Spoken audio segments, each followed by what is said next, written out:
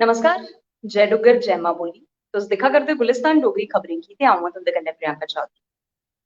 अज्ज गल्ल करने आस्तै अस आए दे आं बड़ा विशेष टॉपिक है। गल्ल करचो जे करियै बागे पुर दी, यानी कि पुर जेह्ड़ा कैंप है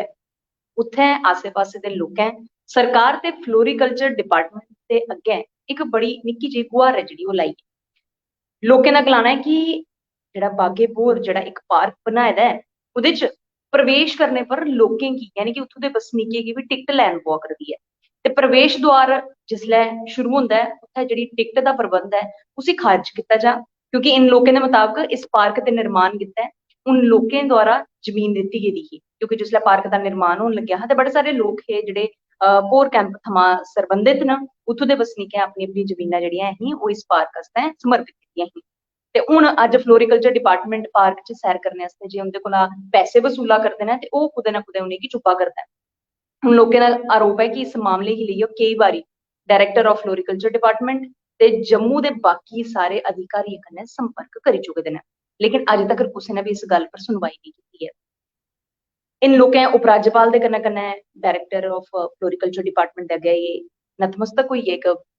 लाई लो वंदना कीती है, जां फ्ही उ'नें इक प्रार्थना कीती है कि पार्क च सैर करने आस्तै जे लोकें गी सवेरे सवेरे जां शामीं जाना पवा करदा ऐ उत्थूं दे बसनीकें गी ते जे उ'नेंगी टिकट देना पौग ते फिर किस चाल्ली कन्नै आने आह्ले समें च कोई बी जेह्ड़ा व्यक्ति अपनी जमीन है जेह्ड़ी सरकार गी समर्पित करग कोई बी स्ट्रक्चर उत्थें बनाने आस्तै, ते उ'नें एह् बी गलाए दा कि खास तौर पर जेह्ड़े आस्से पास्से दे लोक जेह्ड़े रूटीन च सैर करना चांह्दे न उत्थें ते उ'नेंगी एटलीस्ट इक पास जेह्ड़ा मुहैया होना चाहिदा, उं'दे कोला पैसे जेह्ड़े ओह् नेईं लैने चाहिदे न। निशुल्क जेह्ड़ा ऐ उत्थूं दे बसनीकें आस्तै इस पार्क च आवाजाही ऐ जेह्ड़ी होनी चाहिदी ऐ। बहरहाल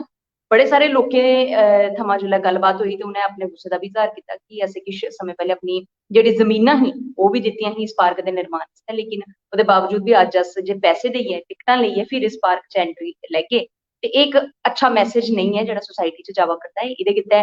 फ्लोरीकल्चर डिपार्टमेंट दे डायरेक्टर गी बी कुदै ना कुदै संज्ञान लैना चाहिदा ते सरकार अग्गें बी गुहार लाइयै ते आपूं माननीय उपराज्यपाल कुदै ना कुदै मनोज सिन्हा दे अग्गें ओह् इक फरियाद लेइयै बैठे दे न कि जल्द गै जल्द इस पूरे फैसले दा नबेड़ा कीता जा, तां जे उत्थूं दे लोक जेह्ड़े ओह् बडलै ते जेह्ड़े शामीं सैर आस्तै जा करदे न उ'नेंगी एटलीस्ट जे पास थ्होई जाग ते ओह् बी अपने घरा दे कोल सेतु आस्तै, क्योंकि अक्सर तुसें दिक्खेआ सेतु दा ख्याल रखने आस्तै लोक निक्के मुट्टे पार्कें च जाना जेह्ड़ा ऐ ओह् जरूर अच्छा समझदे न ते होर इलाके दे लोकें गी बी एह् सौगात देना तुं'दा फर्ज ऐ ते एह्दे च चिर निं लाओ, कुसै बी चाल्ली दी देरी निं करो ते बस इस्सै गल्लबात पर अज्ज दा जेह्ड़ा विशेष टॉपिक हा तुं'दे समक्ष रखने दा मेरा प्रयास हा ते मैं उम्मीद करगी कि तुसेंगी कुदै ना कुदै एह्दे कोला किश इन्फॉर्मेशन जरूर थ्होई होग ते होर इलाके दे जिन्ने बी बसनीक फिलहाल इस वीडियो गी दिक्खा करदे न उं'दे अग्गें बी एह् गुजारिश है कि मते कोला मते इस वीडियो गी शेयर करो तां जे